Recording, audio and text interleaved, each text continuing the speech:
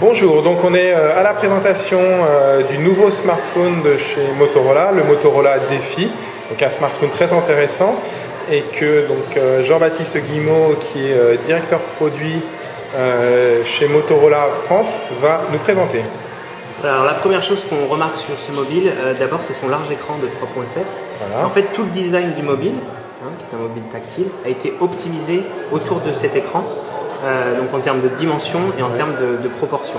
C'est un écran capacitif, tactile, multipoint, qui va vraiment permettre un usage internet très spécifique. Alors on a parlé de l'écran qui fait donc 3,7 pouces. Je ne sais pas si on se rend bien compte, mais ce qui est assez intéressant déjà au premier abord sur ce mobile, c'est qu'en fait il y a un rapport encombrement taille d'écran qui est assez intéressant. Il a un écran qui fait 3,7, mais on dirait un smartphone qui aurait une taille de 3,7 pouces. J'ai un autre smartphone à côté que je vais vous montrer en fait, donc il y a un Windows Phone 7, un LG, et en fait il a un écran 3,7 pouces lui aussi. C'est pas une référence, mais il est beaucoup plus long. Donc vraiment un point fort déjà pour ce Motorola Defi. Donc son écran, son faible encombrement pour un grand écran. Voilà, donc ensuite c'est un mobile qui, en termes de spécificité, de fonctionnalité, c'est du 5 mégapixels, c'est la GPS, c'est le Wi-Fi, c'est la 3G+. Et on retrouve en termes d'ergonomie le MotoBlur. D'accord. On va juste montrer un peu le design rapidement. On va le montrer derrière. Voilà, tout à fait. Donc on voit ici l'appareil photo, donc un 5 mégapixels avec un flash LED. Vidéo, enregistrement vidéo, c'est quelle résolution? On est sur de la HD vidéo. On est sur du... d'accord. Et on enregistre des vidéos en VGA, je crois. 145, donc il n'y a pas de 720p, d'accord, très bien. Donc il a des connecteurs classiques, un micro USB, carte mémoire micro SD. On n'a pas parlé, je vais peut-être en parler dès maintenant pour montrer sur le design. Il y a une particularité, c'est qu'il est étanche.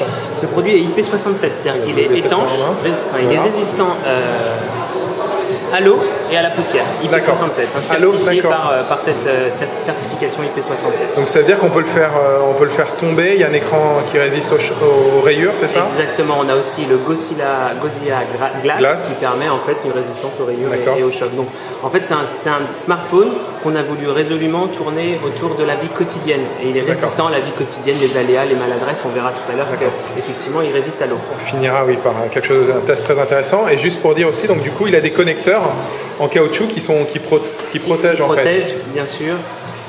D'accord, donc voilà, il faut les enlever. Et donc on les enlève. Et donc pareil pour la partie batterie, ça se déverrouille, ça s'enlève pas, pas facilement. Voilà, il faut déverrouiller, hop, ça s'enlève et ça se remet. Ok, très bien. Voilà. Donc juste finir sur les caractéristiques techniques, donc résolution d'écran qui est a priori en F-Wide VGA, donc c'est 850 4 par 480. Voilà, exactement. On a beaucoup de mémoire intégrée parce qu'il y a 1,8 Go de RAM, c'est ça? Exactement. La RAM a l'air conséquente, j'ai vu 512 MB de RAM. Et puis il y a un processeur assez rapide. De 800 MHz. Donc de chez Texas Instruments. Un TI au map, j'ai plus la référence, mais à 800 MHz, donc voilà, c'est très intéressant. Donc voilà pour la partie caractéristique. Il y a une batterie aussi conséquente. 1540 mAh. Voilà, donc on devrait avoir une autonomie intéressante. Et en plus avec MotoBlur, on a rajouté en fait un gestionnaire et une optimisation de la batterie qui va permettre de manière intelligente d'optimiser en fait le mode push suivant l'utilisation de l'utilisateur. D'accord. Donc comme on l'a dit, c'est un smartphone donc Android, donc le système d'exploitation de Google. Il utilise quelle version d'Android? Il utilise la version 2.1. D'accord. Et il est agrémenté de Blur 1.5. Donc il y a l'interface de Motorola. Exactement, la dernière version de l'interface. Qui amène beaucoup de fonctionnalités. C'est quoi les particularités de MotoBlur notamment? Alors sur cette version, on retrouve bien sûr toujours l'agrégation des réseaux sociaux dans des widgets dédiés. D'accord. Mais ce qu'on a ajouté, la première chose, je vais vous montrer là, ce sont les widgets qui sont redimensionnables. C'est-à-dire que je vais pouvoir adapter complètement le widget à la taille de l'écran et à l'utilisation que je veux faire du widget. Si vraiment ce que je veux utiliser avec mon mobile, c'est les réseaux sociaux, je vais mettre mes autres réseaux sociaux comme ceci. Si c'est les mails, par contre c'est le mail qui va prendre toute la place sur mon écran. On laisse vraiment complètement libre à l'utilisateur l'ergonomie de D'accord, donc on peut tout à fait personnaliser. Exactement. Donc l'autre détail intéressant sur MotoBlur, c'est qu'il y a l'agrégation notamment des réseaux sociaux. Bien sûr, l'agrégation des réseaux sociaux, donc Twitter, Facebook, MySpace, on a bien sûr Picasa, Photobouquet, Last.fm et Skyrock pour la France. Donc en gros, quand on utilise plusieurs réseaux sociaux, tous nos contacts des différents réseaux sociaux sont regroupés. Agrégés. Donc on a une seule fiche et pas plusieurs fiches pour le même contact. Exactement. Et automatiquement, tous mes contacts, je les retrouve sans que j'ai rien à faire. Ils vont être récupérés en fait de mon compte mail, de mon compte Facebook, de mon compte Twitter. Et il y a pareil on va dire une agrégation dans l'autre sens où en fait on publie un message, on peut le poster en une seule fois sur plusieurs réseaux sociaux. Exactement.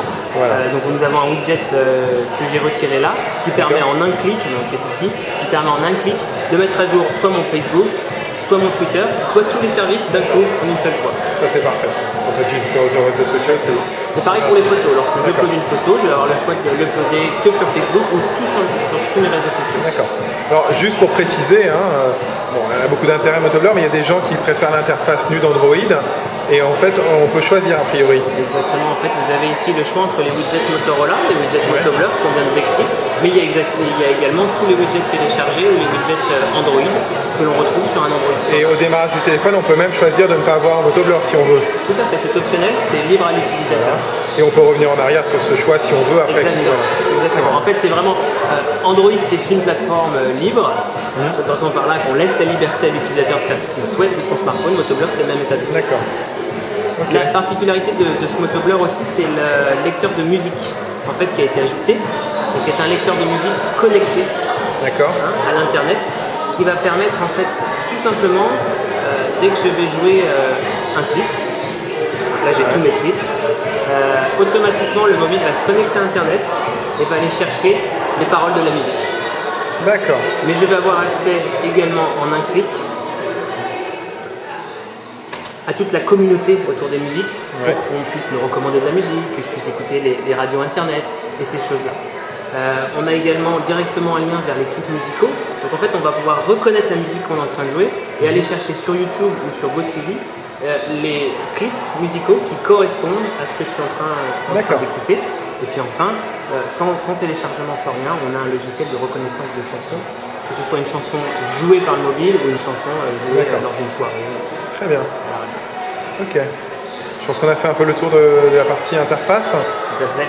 On va lui faire le test ultime et final. Voilà, et donc comme on le disait, ce mobile est résistant aux aléas de la vie. Un des aléas de la vie, c'est l'eau. On peut tomber dans une piscine ou ces choses-là. Mais en fait, on va le voir, on a ici un point d'eau, c'est fait pour. Voilà. Je prends mon téléphone, malencontreusement, je suis maladroit, il tombe dans l'eau. Voilà, donc là, vous voyez, on le met dans l'eau. Il est dans l'eau. Et il marche toujours. Alors donc en fait, au niveau de l'eau, il résiste à 30 minutes. 30 minutes sous 1 mètre d'eau. Attention, l'utilisation de ce téléphone, c'est pas un téléphone pour la plongée, c'est juste comme ça, il est armé tous les aléas. Et on peut l'utiliser quand il pleut aussi, il n'y a pas de souci. Exactement, sur la plage. Très bien. Ok. Bon, puisqu'on a fait le tour, maintenant parlons prix et disponibilité. Alors ce produit sera disponible tout début novembre chez Orange, SFR, dans la distribution bien sûr. Un prix nu à 349 €.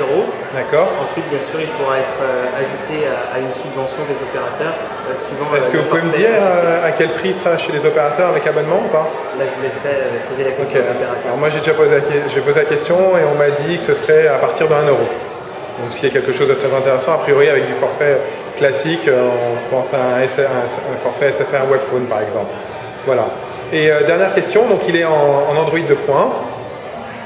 Donc en éclair, la question qui se pose maintenant, c'est est-ce qu'il aura droit à une mise à jour Android 2.2 Froyo?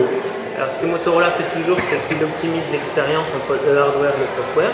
On va par exemple là lancer le Milestone 2 sous version Froyo. Ensuite Motorola travaillera pour upgrader tous ses mobiles, toujours dans un souci que l'expérience soit la meilleure et donc de prendre le temps pour faire les choses. D'accord. Donc vous envisagez la mise à jour 2.2 mais sans que ce soit vraiment, on va dire, décidé, officialisé à ce jour, parce que si j'ai bien compris. On travaille étroitement avec Google. Voilà, ok, très bien. Ok, ben, merci beaucoup Jean-Baptiste pour la présentation de ce nouveau smartphone Motorola Défi qui s'annonce vraiment très intéressant avec donc son encombrement, ses fonctionnalités et sa partie étanche pour les aléas de la vie. Et si vous voulez en savoir plus sur ce Motorola Défi, je vous invite à nous retrouver sur GPS Info, www.gpsandco.com. À bientôt.